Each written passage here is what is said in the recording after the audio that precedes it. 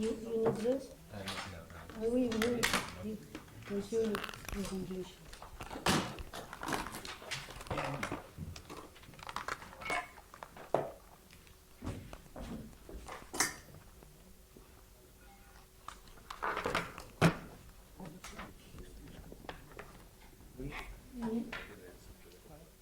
I'll take the microphone.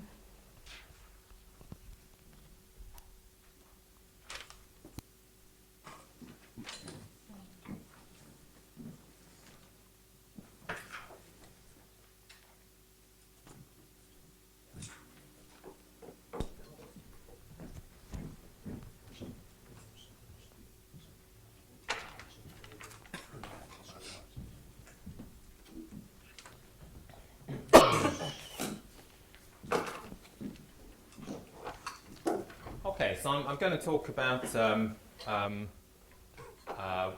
one part of high oscillation means a lot of things in lots of different contexts. But one community where high oscillation is an issue is community concerned with highly oscillatory integrals and highly oscillatory integral operators. And so what I'm going to talk about has relation to that. So I'm going to talk particularly about oscillatory integral operators arising in acoustic scattering problems, and this is joint work with various authors. Okay, so just to be a little bit more precise, so I'm going to talk about a very simple equation here, just the Helmholtz equation with the grad squared u plus k squared u equals 0. Of course, the solutions to this equation become oscillatory in the limit as k tends to infinity. And earlier on in this week, of course, we had a talk by Mark Ainsworth addressing this issue from a numerical point of view by finite element methods. And on Friday, we'll have two talks addressing this numerical solution when k is large with boundary integral equation methods. By Stephen Langdon and Dan Hoybrechts. So I'm not going to talk about numerical solution today, but I'm going to present the boundary integral equation formulations, and I'm going to discuss on a continuous level how the conditioning depends on k, and also I'll be able to say something about how it depends on the geometry, and also there'll be a parameter in my standard integral equation formulation which I need to choose, and I'll get some information on how to choose that. And also addressing how can we remove or reduce this dependence. What I mean is that the condition numbers will increase as the wave number increases, and so an interesting issue is how to make that increase in condition number as small as possible. Okay, so condition numbers, of course, all I mean here is just that for a linear system AX equals B, of course the condition number of the matrix A is just the product of the norm of A times the norm of A to minus 1. And of course we're interested in condition numbers from a practical point of view because they're associated with slow convergence of iterative solution methods. And of course that's an issue at high wave number because at high wave number we tend to have very oscillatory solutions, and so large numbers of degrees of freedom, and so very large linear systems to solve. And so this is an issue.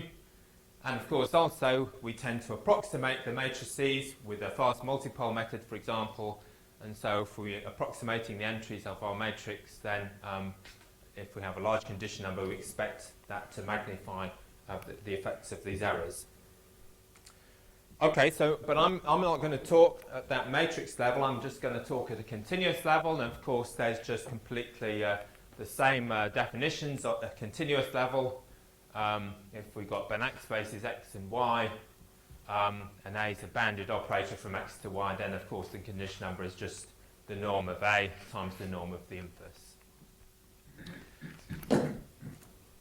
Okay, so what I'm going to talk about then is I'm going to present some standard integral equation formulations. We'll have it'll be the form AX equals B, A is some integral operator, and I'll talk about the dependence of the norm of A and the dependence of the norm of A to minus 1 on K when A is an integral operator.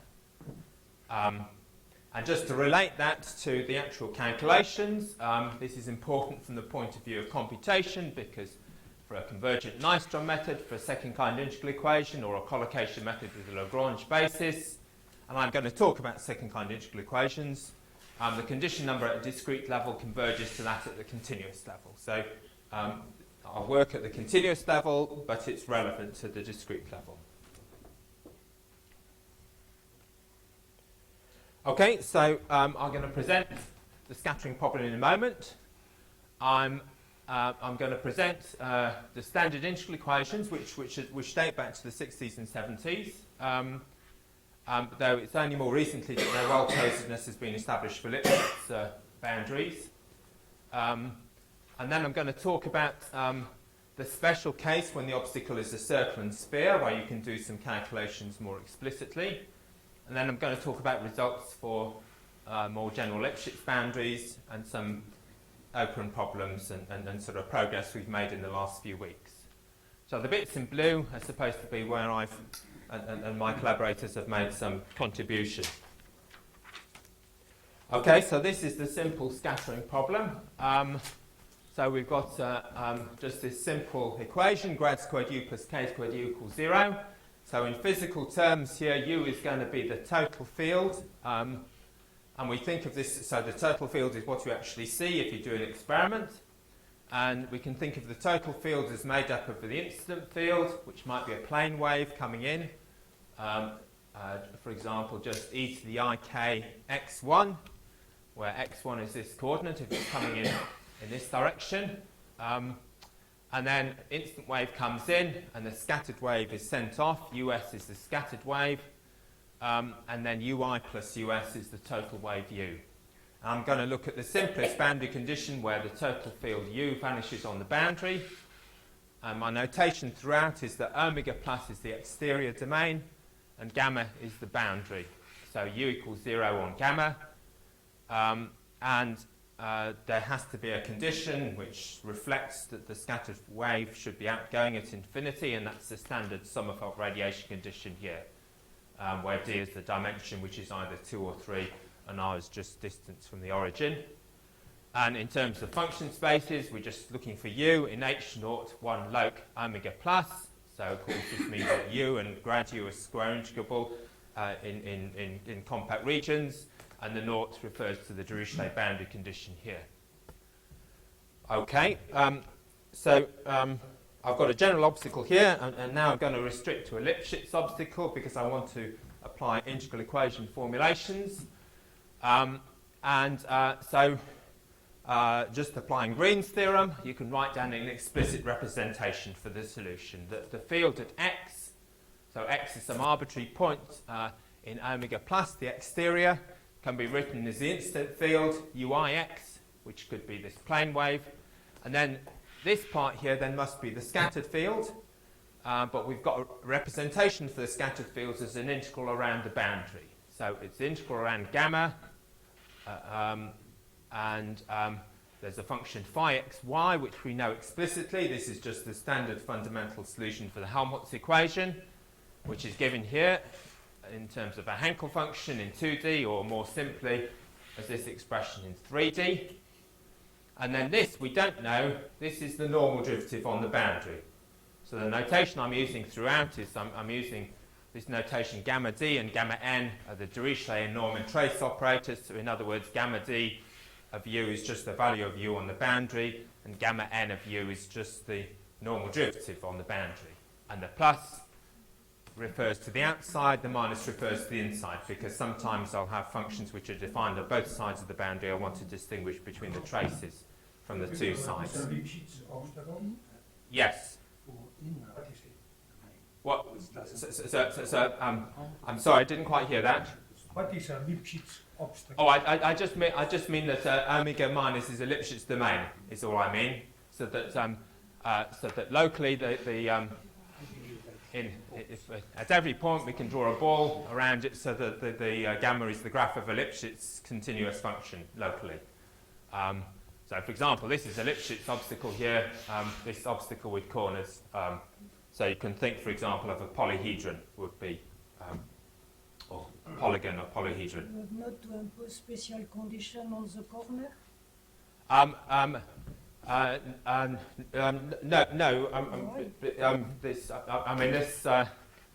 Just that I'm in this in this space With is finite enough. energy.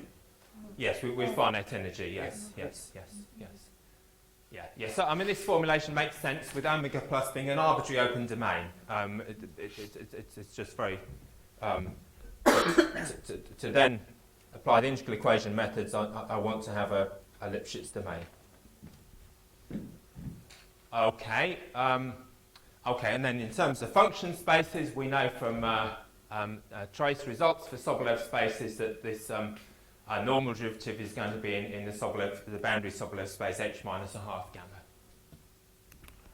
Okay, so if we know what du over n is, then we can calculate u explicitly from this explicit formula. So the problem is to find what the normal derivative of u is on the boundary. The normal derivative of the total field is on the boundary. And what we do is we take this equation and we get some integral equations on the boundary in which the unknown is this normal derivative. And all we do is just take this equation and take either the Dirichlet trace or the Neumann trace of it on the boundary. So let's do that on the next slide. I'm forgetting. So first of all, I'm just going to write an abstract notation for this. So I'm going to write this as the function u equals the function ui, and then this represents this function here. So it's a linear operator operating on gamma n, operating on the normal derivative, and this is a function which I'm going to think of, in fact, as defined, this, and I call this the single layer potential, is the standard name for it. I'm going to think of this as defined in the whole of space. So this linear operator takes a function defined on the boundary and gives me a function defined in the whole of space defined by this formula. Okay, and now I'm going to take a Dirichlet and Neumann traces for this. So if I take Dirichlet traces, of course, I know that u equals 0 on the boundary, so if I take Dirichlet trace, I get 0 on the left-hand side equals Dirichlet trace of this, Dirichlet trace of this, or if I take Neumann traces, then I get this equation. Now, both of these now these are operator equations on the boundary, and they're operator equations, linear operator equations, where the unknown is this function, the Neumann trace of u, the normal trace of u on the boundary. Okay, so these are two completely standard integral equations. Let me write them more explicitly as integral equations here. So I can write those two equations explicitly in this form here as an operator v times gamma n plus u equals something known, or as the normal derivative of u plus another operator operating on this equals something known. Those are the two equations I just had, where my operators are the Dirichlet trace of this single layer potential operator, or this one here is defined as the average of the Neumann traces of this from the two sides. So the average of the normal derivative of this single layer potential from the two sides. Now, explicitly, if what the operator is operating on is smooth enough, these can be written explicitly as integral operators. So if phi is L2 on gamma, then these operators v here and k dashed are explicitly given as integral operators. So this is what we call the single layer potential operator on the boundary, and we call this the normal derivative of the single layer potential operator on the boundary, because I've got a normal derivative here. Okay, so here's my two equations, and these are the integral operators involved, my two integral equations. And so these are known from the 60s, though I'm sort of giving a little bit more of a modern presentation for Lipschitz domains. But it's also known from the 60s that these equations fail to be uniquely solvable for certain wave numbers. And those, in fact, are wave numbers which correspond to eigenvalues for the Helmholtz equation in this interior domain. And that's curious because we're just solving the exterior problem. The problem we're solving has got nothing on the face of it to do with the interior problem. But these integral equations, it happens that they're not uniquely solvable at certain wave numbers. And the solution to that is known for a long time. It's just a simple solution, just instead of taking this equation or this equation, to take a linear combination of the two equations. So here's my linear combination, and all I've done is I've taken this equation and then take away I times eta times this equation. And so that's given me a new operator, which is identity plus k dash to take away I eta times this v here. And then, of course, I've got a new right-hand side, which is this, take away I eta times this function f here.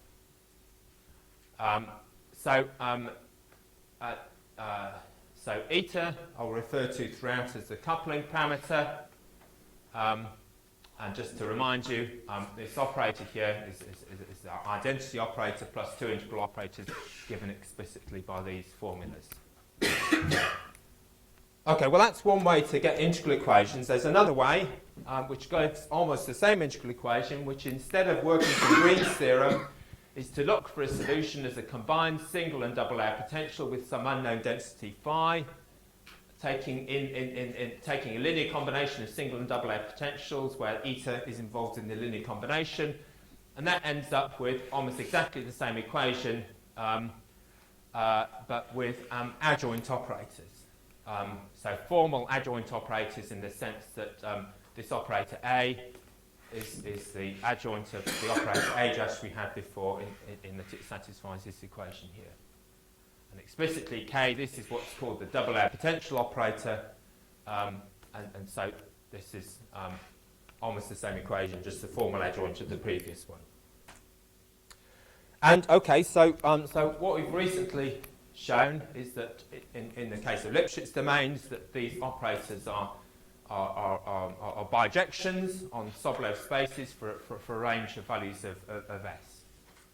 So these are well-posed integral equations. So this was known for smooth boundaries since the 70s, and so we just looked carefully recently at the case when the boundary is Lipschitz. Yes? Sorry, what is the difference between K and K prime? The difference between K and K prime is that the transpose, the kernels are transposed. Yeah. Just like joint. Yeah. Yes. Okay. So apart from this twist that we're now able to deal with Lipschitz domains, this is all old stuff. And so we know that A is invertible for any choice of eta. But now I want to think about how do the norm of A and norm of A to minus 1 depends on K. Thinking of what happens as K becomes bigger and bigger. And then I want to relate that to how should we choose this coupling parameter eta. So any value we take which is non-zero gives us that A is invertible, and maybe we can choose eta to minimize the condition number of this operator A here, which has this coupling parameter eta in. Okay, so this problem also has been studied for a while. So work on this dates back to 1983, and what was done then was to look at the special case of a circle or a sphere. And this is sensible because one then knows the eigenfunctions explicitly, that if the boundary, the operator's rotationally invariant operator on the sphere, which means that spherical harmonics are the eigenfunctions, and in fact A is just the same, these two operators are the same. And so the singular values of A are just the moduli of the eigenvalues. And the eigenvalues explicitly for the unit circle, and there's a similar expression, of course, for a sphere. These are the eigenvalues here. This is the eigenvalue corresponding to eigenfunction eta plus or minus Im theta. So theta, of course, is just angle around the circle. Okay, so you can see from here, so this is the Hankel function of order m of the first kind. This is the standard Bessel function. So you can see here why this eta is needed. Because if we have eta equals 0 here, then jm dash k has some zeros. On the other hand, if we get rid of this term and just have this term here, which would correspond to a choice of one or other of the integral equations, then of course this has zeros here. But because the zeros interlace, and this is real and this is real, and we've got an imaginary here, if eta's non-zero, then this never vanishes. So 0 is never an eigenvalue of the operator. So the operator is always injective. Okay, so of course, what I'm saying here is if we know the eigenvalues, then we can calculate the norm. So the norm here is just the supremum of mod lambda m, and norm of eta minus 1 is just 1 over the infimum, and so the condition number, of course, is just the ratio of the maximum to the minimum eigenvalue. Okay, so what Kress and Spasov did was to study a low frequency case, and then work out that taking eta equals a half plus order k squared was the optimal choice of eta in terms of minimizing the condition number.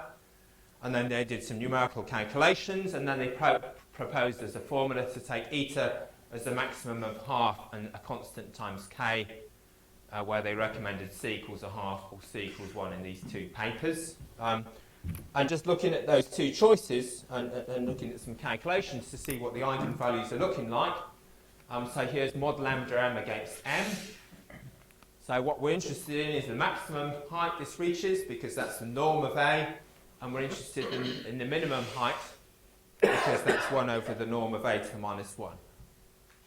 So you can see here that for both these choices, each equals k over 2 and each equals k. The smallest value of lambda m is 1, and there's a peak at about m equals k in the maximum value of the eigenvalue. Okay. So skipping some developments, there was a very nice PhD by Klaus Giebermann in 1997, and he studied the behaviour of these eigenvalues for large k. And he showed that the maximum eigenvalue was less than or equal to a constant times this here. So the one here is coming from that in our operator k, we've got the identity. This is the band on the double layer potential operator. This is the band on the single layer potential operator, and then this is this coupling parameter here. And so obviously, if we take this coupling parameter less than or equal to k, then the norm of A grows at worst like k to the power of third. And he did some asymptotics. So for the standard sort of regimes for Bessel functions, he looked at the case when k was much bigger than the argument, when when k was much bigger than the order, when the order was much bigger than the argument, and when m was equal to k, and did some calculations as well, and made a conjecture that the smallest eigenvalue was greater than or equal to the minimum of 1 and 2 eta over k, which then implied that the norm of eta minus 1 was less than or equal to this. And in particular, if we choose either eta equals k or eta equals k over 2, that implies that the norm of eta minus 1 is less than or equal to 1, which is what we saw in the previous picture here, that the smallest eigenvalue was always greater than or equal to 1. So that was the state of the art until sort of recently. These are a couple of pictures showing that the maximum height, the maximum eigenvalue does grow like k to the third. So here I've worked out 3 over 2 k to the third, which is 6.9, which is about the height of this peak here. If I increase k to 400 and work out the same quantity, then it's about 11. And so this seems to be a good approximation for the maximum eigenvalue. Okay, so more recently, so in fact this is to appear in Numerische Mathematik, and it's also the first preprint of the HOP program. So if gamma is the circle and the choice each equals k is made, then they've shown that the norm of eta minus 1 is less than or equal to 1. In fact, they've shown more than that. They've shown that A is elliptic with an ellipticity constant 1, by which I mean that the real part of the inner product of A, phi, and phi is greater than or equal to the norm of phi squared. Okay, so that implies this, but this is much nicer because, of course, it has relevance for Galerkin approximations. It means you can apply Chair's lemma and show that your Galerkin method is stable with an explicit constant, which is just 1, and you can take any approximation space that you like. So this needed clever estimates of this real part of the eigenvalue, which is this expression, which are uniform in argument and order. And of course, putting this together with the earlier band that Giebermann had, we have the condition number grows at worst like k to the power of third. Okay, so more recently, though in fact this paper's already been published in Science Journal of Numerical Analysis, Banjai and Zauter improved the estimate of Giebermann from this was Giebermann's estimate to this estimate here. And basically what they do is they get a better estimate for this double air potential operator. Rather than that it grows like k to the third, that it's order 1 as k tends to infinity. Okay, so this means that it's possible, Dominguez, Graham and Schmischler took k equals, eta equals k to make a balance between this and this. And Banjai and Zauter instead suggest taking eta equals k to the power 2/3, which then means that the norm of A is less than or equal to 1. And also, just we'll talk about this in a moment. More recently, we've got a band on eta minus 1 where the dependence on eta is made explicit. And so putting these together, if you take eta equals k to the epsilon for epsilon between 2/3 and 1, then you get the same result as for eta equals k, that the condition number grows at worst like k to the third. Okay, and so these are plots of condition number against k for various choices of this parameter eta that you can put in the integral equation. So this is eta equals k here, and then this is eta equals k over 2. This is eta equals k over 8 here. This is eta equals 2 times k to the 2/3, and this one at the bottom here, almost indistinguishable from k over 2, is 0.75 times k to the 2/3, this should be. So it looks as if taking eta proportional to k or eta proportional to k to the 2/3 both give pretty well the same minimal condition number. And also, of course, k to the third is pretty slow growth. So these are very modest condition numbers that we've got for k equals 5,000. Okay, so just to summarise, where we got to here.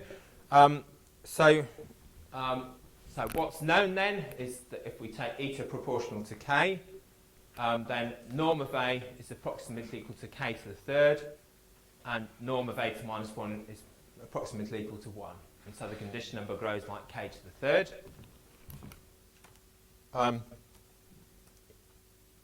Yeah. Okay, and moreover, the condition number is less than equal to k to the third also for a wider range of possible choices for this coupling parameter. Okay, so now I want to say something about non-canonical geometries. So geometries other than a circle or a sphere. So this is going on to work that I've been involved with myself, and we started off by tackling the case of where the integral equation, so this is the case of what the problem, it's a rough surface scattering problem, where we were solving this problem here, grad squared u plus k squared u equals g, where g is some compactly supported function, so in physical terms this is the source of the acoustic excitation. And the scatterer here is an infinite scatterer. It's the graph of some Lipschitz continuous function. And so the normal methods for showing or a standard technique for showing well-posedness for integral equations for scattering problems is first of all to address the case when k equals 0. when you're just solving Laplace's equation, and there are known results for k equals 0. And then you use the fact that to go from k equals 0 to positive k, this just involves a compact perturbation of the operator. And so all that's needed is to show injectivity and you get invertibility. But the problem with that method is it doesn't give you any information about how the norms depend on the wave number k. So for this problem here, we were forced to use different methods because the integral equation's on an unbounded domain. You're not making a compact perturbation when you change the value of k in the integral operator. And so what we were using here is some relic type identities, and that's the only way to get hold of to show invertibility. But it's attractive as well because it gives you an explicit bound on the inverse. So this is explicit bound on the inverse in this case in terms of k, the coupling parameter eta, and the maximum surface slope L. Okay, so having been forced to sort of develop some techniques to attack this problem, we then went back to apply the same techniques to bounded obstacles. And so these are results now for bounded star-like obstacles. And some sort of geometrical parameters involved here. So I'm assuming that the obstacle is star-like with respect to the origin. And then there's two distances I'm introducing. R0, which is the maximum distance from the origin. So if we have this square here, this would be R0. And delta minus is, so if we've got a vector x here, and nx. So it's just the smallest value of x dot nx. So in other words, if we've got a polygon, it's just the shortest distance to the side. So this would be delta minus here. So R0 is a radius, and delta minus, if it's a polygon or polyhedron, is just the distance to the nearest side. Okay, so this is what we're able to show for that case. So if the obstacle is a polyhedron, or more generally a piecewise Lipschitz star-like domain, and then for k times R0 greater than or equal to 1, so k times this R0 here greater than or equal to 1, then we have this explicit bound on the norm of eta minus 1. In terms of this geometrical parameter theta, which is R0 over delta minus, and in terms of k and the coupling parameter eta. So, for example, if we have a circle or a sphere, then delta minus is just the same as R0, so this theta is equal to 1, and so we get this explicit bound on the inverse operator here. Or if we have a cube, then R0 is root 3 times the distance to the nearest side, and so theta is root 3, and we get this explicit bound on the inverse operator here. Okay, so where this is coming from, so it's coming from Green's theorem and the relic type identity. So this is integration by parts arguments, and these identities are used widely to establish a priori bounds and regularity estimates for strongly elliptic systems. And some useful references are, there's a whole chapter of this, the book by Nechas in 1967 already, on these techniques, or more recently, McLean gives a nice account of how they work for boundary integral operators. So they were used first to establish inversibility of integral operators in the paper by Verchota in 1985, which showed that the double-layer potential operator on a Lipschitz domain was invertible for Laplace's equation. Okay, so just to give you a flavour of what this looks like. So of course this is standard Green's identity here, and this is the Ralick, K and Weinberger identity, and this is applied. So what you're wanting to do is get a bound on the norm of a dash to the minus 1. So you take a density psi, you want a phi equals a dash to the minus 1 to get a bound on that. So you then look at the single layer potential with this density, and the relationship between v and phi is that phi is the jump in the normal derivative of v across the boundary. So to get some control on that, you apply these relationships in the inside, omega minus, and on the outside, well, but you can only apply these in a finite domain, so you apply it in the outside, but terminated by a large circle or sphere of radius r. Okay, and then the other part you have to do is to get some control over what's happening on that large circle of radius r. And that's why we use this fact here, a property of radiating solutions to the Helmholtz equation, that this is less than equal to this quantity here. Okay. Okay, so to summarise what's known then, so for piecewise smooth Lipschitz domains, so I can't quite remember when I started now. You have 10 minutes. Okay, yeah, good. Okay, so for star-like obstacles then, for a circle and sphere, if we take eta proportional to k, we know that the norm of A grows exactly like k to the third, and norm of A to minus 1 is exactly order 1 as k goes to infinity. So what we've been able to show is that for general piecewise smooth star-like obstacles, norm of A to minus 1 is less than equal to 1 plus k over eta. And moreover,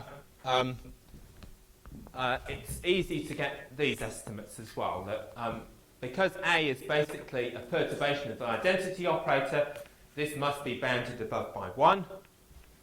And again, because A is a perturbation of the identity, norm of A must be greater than or equal to 1. And it's very easy to make crude upper bounds for norm of A. And by crude upper bounds, I mean upper bounds where you just take moduluses underneath the integral sign. So that wipes out any oscillation in the kernel of the integral operator. So this tells you, for the most standard case that people, the choice that people make for eta equals k, then norm of A to minus 1 grows exactly like exactly order 1 as k tends to infinity, and this is exactly is bounded above by k to the half in 2D and bounded above by k in 3D for the choice eta equals k. You have the expression for general D? For general dimensions, no, I haven't. The techniques I've used should work for general D, but I'm afraid I'm coming from an applied mathematics background. And okay, so this tells us then for the standard choice that people make, eta proportional to k, the condition number grows at worst like k to the d minus 1 over 2 in d dimensions. So in other words, like k to the half in 2D, like k in 3D. Okay, so some remaining questions are, is this bound on the condition number sharp? And of course, this is a worse growth than for a circle or sphere. K to the half or k in 2 and 3 dimensions compared to k to the third. And also, we haven't got any bounds at all for general obstacles which are not star-like. Okay, so this is what I've been thinking about a little bit while I've been here with Ivan Graham. So this is one very simple result. So in 2D, if gamma contains a line segment, I mean a straight line segment, the boundary has a straight line segment, and we take eta equals k, then norm of A grows exactly like k to the half.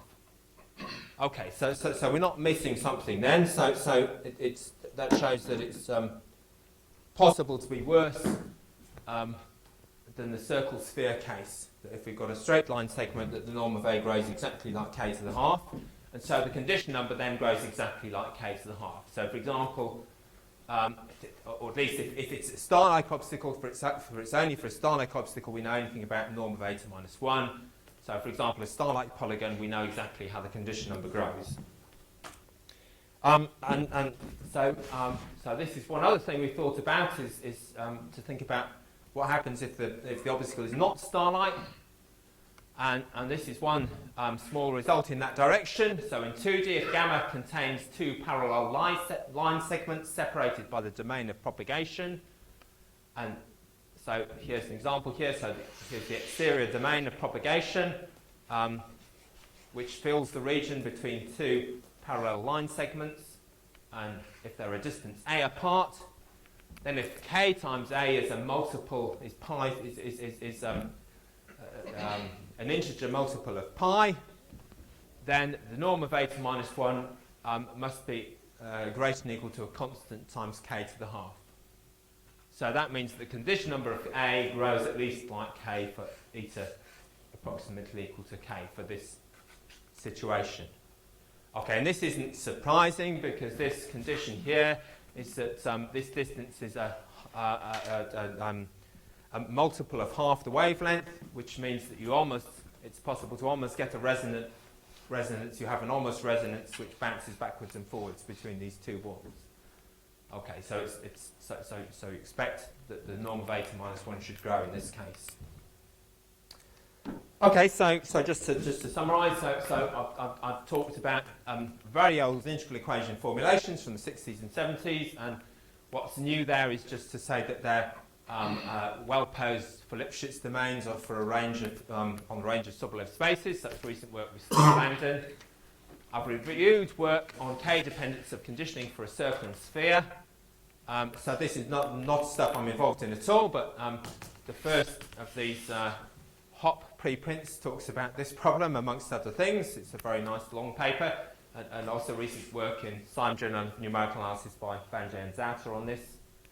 And then I've talked about the case where the obstacle is not a canonical obstacle, but is some general obstacle. And then we've got explicit bounds on the norm of a to minus 1 with an explicit formula for C as a function of the geometry and the ratio of the coupling parameter to k. In the case when the domain's star-like, and I've briefly mentioned some analogous results for rough surface scattering, and then current work that I'm doing is just briefly mention some recent progress that we've got some lower bounds, and these imply that the conditioning is worse for a square than for a circle, and worse still if the domain is non-star-like in terms of increasing conditioning with k. So there are lots of open problems here. For example, sharp estimates on the norm of A as k tends to infinity for the 3D case, in the case when it's not a circle or a sphere. We have some crude upper estimates which say the norm grows at worst like proportional to k. But maybe it's not as bad as that at all, because for a circle or sphere it grows like k to the third. We have no upper bounds for non-star-like obstacles in terms of bounds on the norm of the inverse, and also we have no bounds. I've talked entirely about the continuous case. Of course, I really want to be, well, part of my time I'm solving problems numerically. Really, we want to know what's the corresponding numerical analysis results after we've done discretization. And also, I haven't mentioned, but there's some interesting work going on how to precondition the integral equations so as to try and remove this k dependence. So this is not really a problem if the obstacle is convex or star-like, but if it's non-star-like, then the condition number can grow quite rapidly with k, and it's interesting to design new preconditioners for that case. Thank you.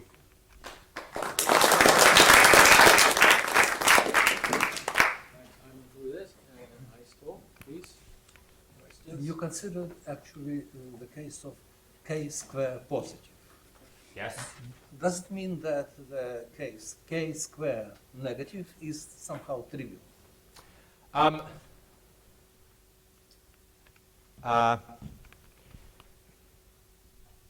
Yes, I think it should be relatively trivial. Yes, it should be. Yes.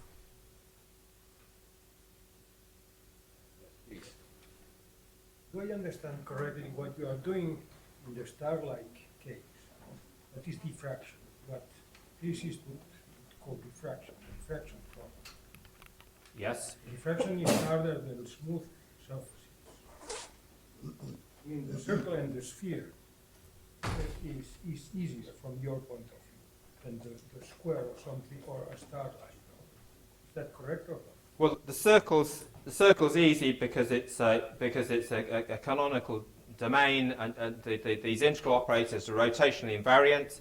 So the spherical harmonics are eigenfunctions of these integral operators, and you just plug a spherical harmonic in, and you can compute exactly what the eigenvalue is. But if you go to old but good treatises like Sommerfeld and you look diffraction, you see that diffraction you can do only very limited things, and I am pretty convinced that some of the things that we are doing should be set up in a general setup about diffraction, not considering every shape one by one.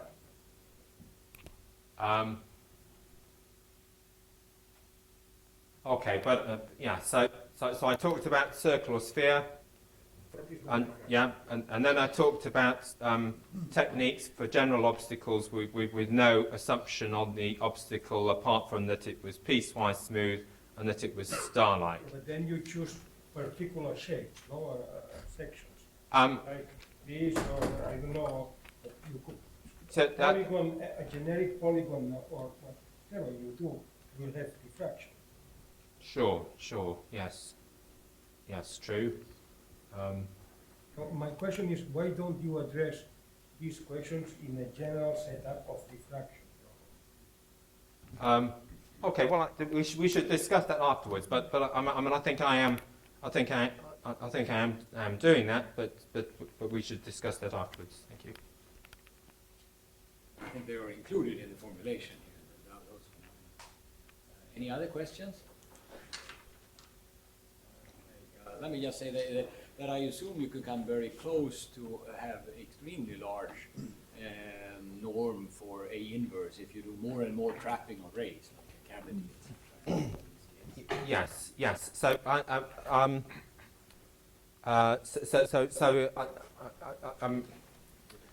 so what I was primarily talking about was the dependence on the wave number. Yes. So whether the dependence on as a function of the wave number is worse for a sort of worse trapping obstacle or not. So, I mean, certainly the constant in front would be much bigger. There'd be a constant depending on the geometry, which would be much bigger. But maybe the K dependence is the same. I don't know, but that'd be interesting to think about. Yeah. Thank you very much.